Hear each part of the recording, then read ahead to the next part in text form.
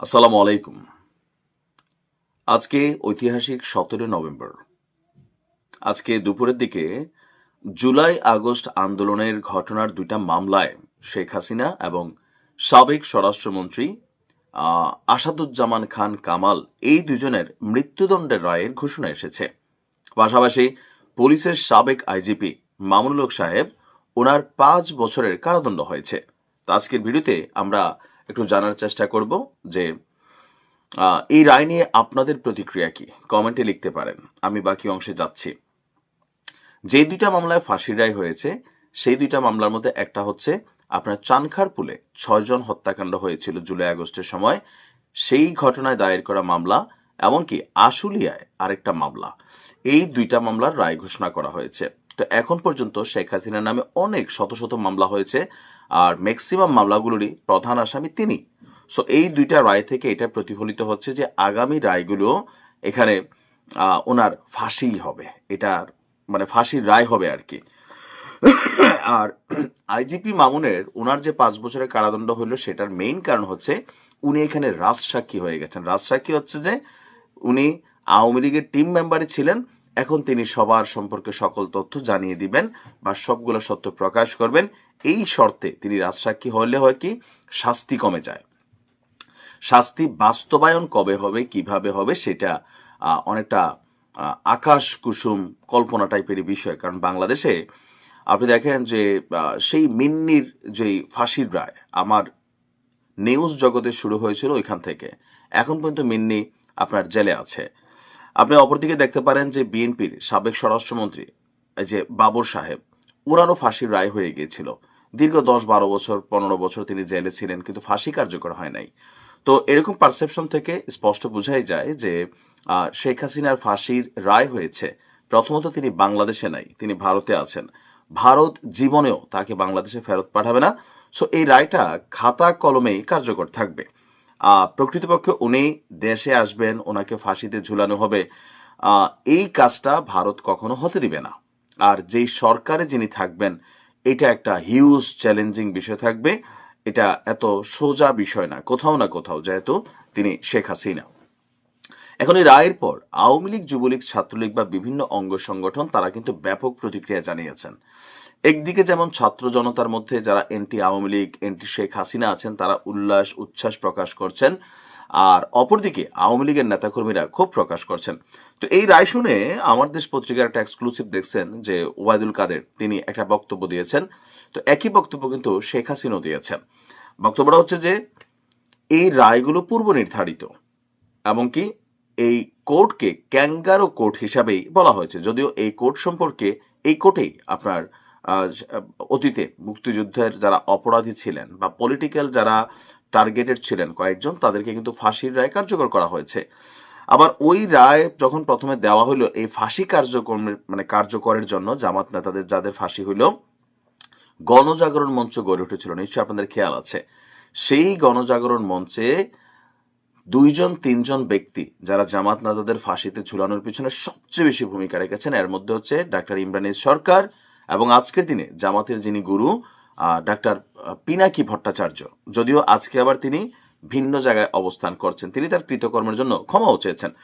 এখন মোট বিষয়টা হচ্ছে যে এই রায়টাকে আওয়ামী লীগ এবং শেখ হাসিনা বা তাদের অঙ্গ সংগঠনের নেতাকর্মীরা মনে করছেন যে এটা আসলে এই ইউনূস সরকারেরই একটা চাল। যদিও সিদ্ধান্তর আদালত থেকে আসছে, আন্তর্জাতিক অপরাধ ট্রাইব্যুনাল থেকে আসছে, তো তাহলে এটা কিভাবে সরকারের চাল হয়? তো এখানে অনেকগুলা পুরোনো জিনিস উঠে আসছে, যেমন স্কাইপ কেলেঙ্কারি, নিশ্চয়ই আপনাদের খেয়াল আছে। আমার দেশ পত্রিকা আওয়ামী লীগের সময় এই একটা ফোন কল প্রকাশ করেছিল যে কিভাবে রায়গুলোকে পূর্ণভাবে আগেই মানে একদম সর্বোচ্চ পর্যায় থেকে বলা হইতো যে এইভাবে এভাবে হবে, কিন্তু দৃশ্যত এখানে আইনজীবী থাকবে, বিচারক ওইটাই করবেন যেটা সিস্টেম চায়। খেয়াল আছে তো, যেটা নিয়ে মাহমুদ সাহেবের উপর দিয়ে দুনিয়াটা গেছিল। তো এরকম একটা ভিডিও কিন্তু এই রিসেন্টলি আওয়ামী লীগ সরকারের এই সরকারের মধ্যেও যিনি রাষ্ট্র কর্তৃক নিযুক্ত শেখ হাসিনার আইনজীবী আছেন, ওনার এবং একটা ট্রায়াল রুমের সম্ভবত কনভারসেশন প্রকাশ হয়েছিল। সেখানেও আমরা দেখেছি যে আসলে কিভাবে এখানে কথাবার্তা বলা হচ্ছিল। এখন এই ভিডিওটা কি এআই নাকি সত্য সেটাকে আল্লাহ ভালো জানে, আর যারা প্রযুক্তিবিদ তারা ভালো জানবেন। তো এই রায়গুলা যেহেতু আগেও সিস্টেম ছিল, তো আওয়ামী লীগ এখন মনে করছে যে এখন এটা আবার সিস্টেমের মধ্যেই ঢুকতেছে। আওয়ামী লীগের যারা কর্মী সমর্থক এবং জনগণের এক অংশ বিশ্বাস করছে যে এখানে প্রভাবিত হয়েছে আপনার এই আন্তর্জাতিক অপরাধ বিচার আদালত। বাট আন্তর্জাতিক অপরাধ বিচার আদালত থেকে বলা হয়েছে যে এটা একটা পূর্ণাঙ্গভাবে রায় প্রকাশ করেছে 453 পৃষ্ঠা, মানে অ্যানালাইসিস কইরা বিশাল একটা সময় ব্যয় কইরা এই রায় দেওয়া হয়েছে। তবে আওয়ামী লীগ এই রায়কে প্রত্যাখ্যান করেছে। এমনকি তারা বলছে যে এই রায় কখনো কোনো সরকার বাস্তবায়ন করতে পারবে না, কারণ এটা একটা পূর্ব পরিকল্পিত নীল নকশা আওয়ামী লীগকে শেষ করে দেওয়ার জন্য অথবা শেখ হাসিনাকে শেষ করে দেওয়ার জন্যই এই রায় দেওয়া হয়েছে। এখন কার্যকরের বিষয়টা, ওই যে শেখ হাসিনা যেটা বলছিলেন বা আওয়ামী লীগের নেতাকর্মীরা যেটা বলছিল যে এটা নিয়ে স্বপ্ন দেখতে থাকো, বাস্তবে এগুলো হবে না। মেইন কারণ হচ্ছে সজীব ওয়াজেদ জয়ও কিন্তু কথাটা বলছেন যে আমার মা ভারতে আছে, তোমরা রায় দিলে কি আর না দিলে কি। আর হচ্ছে কি আবার কেউ কেউ এটা নিয়ে ডক্টর ইউনূসের বিপরীতে যুদ্ধ ঘোষণা করে বসেছেন। আপনারা দেখছেন নিশ্চয়ই যে বিভিন্নভাবে গ্রামীণ ব্যাংক এবং সংশ্লিষ্ট প্রতিষ্ঠানগুলোকে 32 যেমন বুলডোজার দিয়ে বারবার গুড়িয়ে দেওয়া হচ্ছে বা নিয়ে আসার চেষ্টা চলছে, গ্রামীণ ব্যাংকও বুলডোজার দিয়ে গুড়াই দিবে। এখন রায় কি ডক্টর ইউনূস দিছে নাকি আদালত দিছে? আদালত দিছে। কিন্তু ওনার উপর রাগ কেন?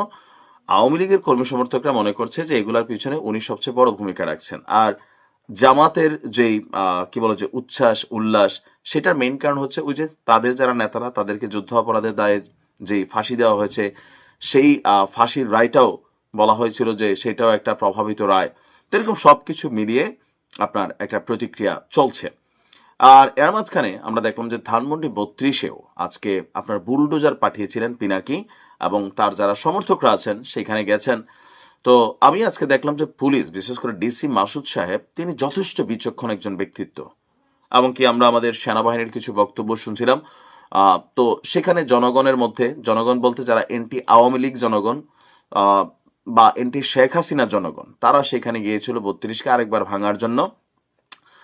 থাকে না যে আপনার এখন এই 32-এ যাওয়া মানে একটা বিষয়। তবে আজকে পুলিশ এবং সেনাবাহিনী যথেষ্ট পেশাদারিত্বের, ধৈর্যের, সংযমের পরিচয় দিয়েছে।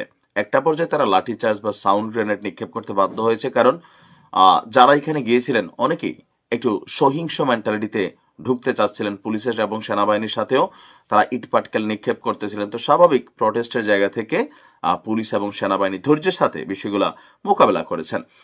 আর এছাড়া সারা বাংলাদেশের বিভিন্ন জায়গায় আমরা দেখছি যে আপনার প্রতিবাদ প্রতিরোধ আওয়ামী লীগের পক্ষ থেকে, এমনকি নতুন কর্মসূচিগুলো অনেকে অনলাইনে ঘোষণা করছেন। তো এই পর্যন্ত দলগতভাবে বিএনপির প্রতিক্রিয়া হচ্ছে খুবই সুন্দর একটা রায় হয়েছে, জামাত তো খুবই খুশি। আর অন্যান্য দলগুলোর মধ্যে আসলে ওই রকম বিবৃতি আসে নাই। আর আন্তর্জাতিক মহলে এটার প্রতিক্রিয়া কি হয়েছে পরের ভিডিওতে জানাচ্ছি। ভালো থাকুন।